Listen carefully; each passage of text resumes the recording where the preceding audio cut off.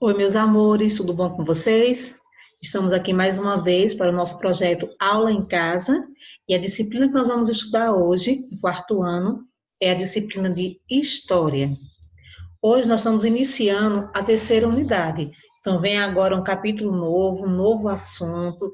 A história está bem interessante. Então pegue o livro de vocês e acompanhe comigo a unidade 3. A regência e o segundo reinado. Na aula de hoje, nós vamos abordar três tópicos. O primeiro é período regencial, o segundo, revoltas regenciais, e o terceiro, o segundo reinado. Quando Dom Pedro I abdicou do trono brasileiro, assim como nós estudamos na aula passada, vocês lembram que Dom Pedro I, ele morava aqui no Brasil e governava o Brasil, mas teve que voltar para Portugal, pois ele era o herdeiro de lá. E quando seu pai morreu, ele precisava assim exercer autoridade lá em Portugal. E quando ele abdicou do trono brasileiro, ele deixou aqui em seu lugar seu filho, Pedro de Alcântara. Mas Pedro de Alcântara só tinha 5 anos de idade, então ele não podia governar o Brasil, ele era apenas uma criança. Então, como ele não podia assumir legalmente o comando do país, o Brasil passou a ser governado por regentes. Então, esse período em que os regentes governaram ficou conhecido como período regencial. Então, esse período regencial foi composto por quatro regências, composto por 4 regências. A primeira regência foi a regência trina provisória, formada por senadores escolhidos no dia da abdicação de Dom Pedro I. Essa regência teve apenas a duração de 3 meses, durou de abril a julho de 1831. Na regência trina permanente, foi a regência que se sucedeu logo após a trina provisória. Ela foi formada pelo brigadeiro Francisco de Lima e Silva e pelos deputados João Braulio Muniz e José da Costa Carvalho. Essa regência durou 4 anos e foi até 1835. Após essa regência, veio a regência Una de Feijó, que foi governado pelo padre Diogo Antônio Feijó, que havia sido ministro da Justiça durante a regência trina. A regência dele durou 2 anos e terminou em 1837. Logo após, veio a regência Una de Araújo Lima, governado por Araújo Lima, e foi marcado por uma política bem centralizadora, que revogou a autonomia das províncias e teve duração de 4 anos, e essa regência se encerrou em 1840. Diante das medidas políticas impopulares tomadas pelos regentes, parte da população brasileira acreditava que se o herdeiro de Dom Pedro I assumisse o trono, a desordem e as revoltas acabariam. Ou seja, a população não estava satisfeita com as regências. Então, eles queriam que Dom Pedro II assumisse logo o trono. Só que Dom Pedro II tinha pouco mais de 14 anos. Não era de maior ainda. Então, em julho de 1840, foi aprovada na Assembleia Imperial a maioridade do príncipe. Ele foi decretado como sendo maior de idade, com pouco mais de 14 anos. Esse episódio se tornou conhecido como o golpe da maioridade. Revoltas regenciais. Então, o período regencial foi marcado por grave crise econômica e social, que atingiu principalmente a população mais pobre e causou insatisfação nas províncias, gerando fortes críticas ao autoritarismo dos regentes e o surgimento de várias revoltas no Brasil. Ocorreram, então, várias rebeliões nas províncias. Entre essas rebeliões, as que mais se destacaram foi a cabanagem, a farroupilha, a revolta dos malês, a sabinada e a balaiada. Eu vou mostrar agora para vocês um vídeo que fala um pouco mais sobre essas revoltas, onde elas aconteceram e o porquê delas acontecerem. Preste bem atenção nesse vídeo que eu vou passar agora. Cabanagem. A província do Grão-Pará era formada pelos atuais estados do Pará, Amazonas, Amapá, Roraima e Rondônia. Possuía cerca de 90 mil habitantes. Essa província sempre teve um forte domínio português, fazendo com que mesmo depois da independência do Brasil, essa influência portuguesa ainda fosse mantida. A situação na província era de miséria, fome e desemprego. Na política, a província não tinha relevância no cenário nacional. Os governadores indicados não entendiam dos problemas daquela região e não se importavam com os mais pobres. Dessa forma, índios, mestiços e escravos se revoltaram por melhores condições de vida. Eles eram conhecidos como cabanos, por morarem em cabanas à beira de rios. A elite local, fazendeiros e comerciantes, também se juntaram aos cabanos. O objetivo da elite era conseguir uma maior participação nas decisões políticas e administrativas da província. Foi então que, em 1835, os cabanos liderados por Antônio Vinagre assassinaram o atual presidente da província e instituíram Félix Malcher como novo presidente. Malcher era fazendeiro e quando a população pediu por mudanças mais radicais, ele acabou traindo o movimento, fazendo acordos com o governo regencial.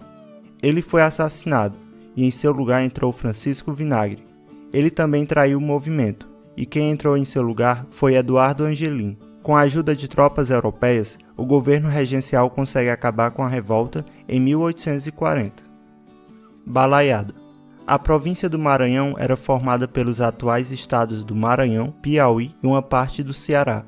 No Maranhão havia uma forte disputa política entre os liberais, conhecidos como cabanos, não tem relação com os cabanos da cabanagem, e os conservadores, conhecidos como bem-te-vis. Até 1837, os liberais estavam no poder, porém, com a ascensão de Araújo Lima como regente, os conservadores começaram a ganhar espaço. Na regência de Araújo Lima, foi instituída a Lei dos Prefeitos, que fazia com que os governadores das províncias pudessem escolher quem seriam os prefeitos dos municípios. Em meados de 1838, o Maranhão também passava por uma crise econômica, pois seu principal produto de exportação, o algodão, vinha sofrendo forte concorrência do algodão dos Estados Unidos. Nessa época, os grandes fazendeiros usavam seu poder econômico para influenciar em decisões políticas. Devido a esses fatos, o vaqueiro Raimundo Gomes, o artesão Manuel Francisco, que fabricava cestos de palha, conhecidos como balaio, e o ex-escravo Cosme Bento tomaram liderança no movimento em busca de resolver tais problemas. O estopim dessa revolta ocorreu quando Raimundo Gomes libertou seu irmão da prisão juntamente com outros prisioneiros. Seu irmão havia sido preso por divergências políticas. Em 1839, os balaios, como eram chamados revoltosos, tomaram a vila de Caxias e receberam o apoio de 3.000 escravos fugitivos liderados por Cosme Bento. O coronel Luiz Alves Lima e Silva, futuro duque de Caxias, foi nomeado pelo Império como governador da província do Maranhão, com o objetivo de pacificar a revolta. Após alguns combates, os balaios já estavam enfraquecidos, principalmente pelo fato de que em 1840 o imperador oferece anistia aos balaios que se renderem. Mais de 2.500 balaios se renderam. Em 1841 já não havia mais nenhum foco de revolta, sendo decretado o fim da balaiada. Revolta dos Malês. Em 1835, quase metade da população de Salvador, na Bahia, era formada por escravos e fugitivos. Os negros de ganho eram escravos que possuíam certa liberdade. Eles podiam circular pela cidade. Esses escravos eram alugados por seus senhores para alguém que estivesse precisando de sua mão de obra, e o escravo ficava com uma pequena parte do dinheiro dada ao seu senhor pelo serviço. Aos poucos, juntando o dinheiro, esses escravos conseguiam comprar sua alforria e até mesmo comprar escravos. Uma boa parte dos negros de ganho eram de origem islâmica, conhecidos como malês. O termo malê tem origem na palavra imalê, que significa muçulmano no idioma iorubá. Os escravos malês, em geral, sabiam ler e escrever em árabe. Aqui no Brasil, eles não podiam professar sua religião, já que eram obrigados a seguir o catolicismo. Esses escravos então arquitetaram um plano para acabar com o catolicismo, libertar todos os escravos islâmicos, confiscar os bens dos brancos e mulatos e criar uma república islâmica. A revolta estava planejada para acontecer dia 25 de janeiro de 1835. Porém, o plano foi denunciado na noite anterior e as autoridades conseguiram se preparar contra os revoltosos.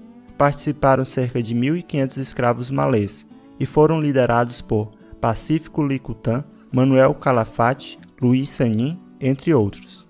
Temendo mais revoltas como essa, os senhores de escravos e o governo local passou a proibir a circulação de escravos à noite e impedir de forma mais rígida que escravos praticassem outra religião que não fosse o catolicismo. Guerra dos Farrapos, Revolução Farroupilha. No século XIX, o Rio Grande do Sul era o grande fornecedor de charque, couro e sebo para o restante do país. Porém, algumas províncias reclamavam que esses produtos fornecidos pelo Rio Grande do Sul possuíam preços elevados. Então, o governo central diminuiu a taxa cobrada para produtos similares que vinham da região do Prata, ou seja, que vinha de fora do país, e aumentou os impostos sobre esses produtos no Rio Grande do Sul. Indignados com essas atitudes do governo central, os donos de grandes propriedades rurais usadas para a criação de gado, chamados de estancieiros, se revoltaram e, liderados por Bento Gonçalves, tomaram Porto Alegre e proclamaram a República de Piratini, ou República Rio-Grandense, isso em 1836. O italiano Giuseppe Garibaldi, um dos líderes da unificação italiana, também cooperou com o movimento. Em 1839, o movimento chegou em Laguna, na província de Santa Catarina, onde foi proclamada a República Juliana. Os revoltosos ficaram conhecidos como farrapos devido ao fato de usarem pedaços de pano vermelho para indicarem que faziam parte do movimento. Em 1840, Dom Pedro II ofereceu anistia aos revoltosos que se rendessem, mas poucos se renderam. Em 1843, Luiz Alves de Lima e Silva, o futuro Duque de Caxias, foi nomeado para liderar tropas contra os revoltosos. Depois de muitos combates e negociações, a Guerra dos Farrapos chegou ao fim, em 1845, com a assinatura do Tratado de Poncho Verde, que concedeu alguns benefícios aos farrapos, como a anistia aos presos de guerra, redução dos impostos e liberdade aos escravos que serviram como soldados. Sabinada. A Sabinada foi uma revolta ocorrida na Bahia no ano de 1837. Foi feita por militares e pela classe média, sendo liderados pelo médico Francisco Sabino. Entre as principais causas da revolta estava a falta de autonomia política e administrativa na província da Bahia, por conta do governo regencial centralizador. O estopim da revolta ocorreu quando o governo regencial estabeleceu o alistamento obrigatório para combater a Guerra dos Farrapos. Em 7 de novembro de 1837, os revoltosos foram para as ruas e tomaram o poder, instituindo a República Baiense. Essa república tinha caráter provisório. Os revoltosos estabeleceram que ela duraria até a maioridade de Dom Pedro II. Com isso, vemos que a insatisfação dos revoltosos era justamente com o governo regencial. O governo central reprimiu fortemente a revolta, chegando ao fim em 1838, deixando cerca de mais de 1.000 pessoas mortas. E aí, gostaram do vídeo? Explica bem, né, esse vídeo?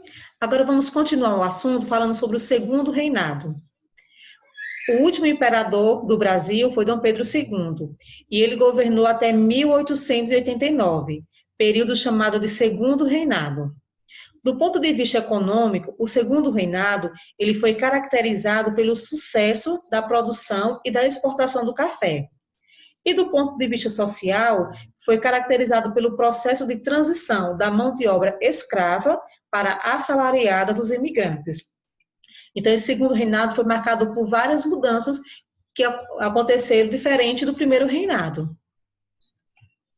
Foi nessa época também que ocorreu a grande expansão da lavoura cafeeira, principalmente nas províncias do Rio de Janeiro, São Paulo e Minas Gerais.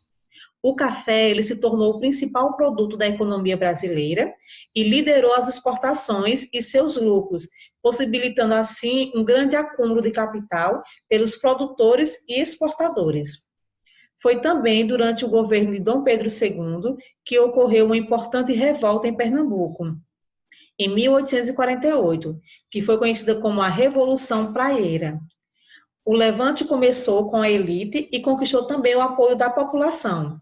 Os revoltosos eles estavam reivindicando igualdade social e empregos, extinção do poder moderador, voto livre e universal e liberdade de expressão para a imprensa.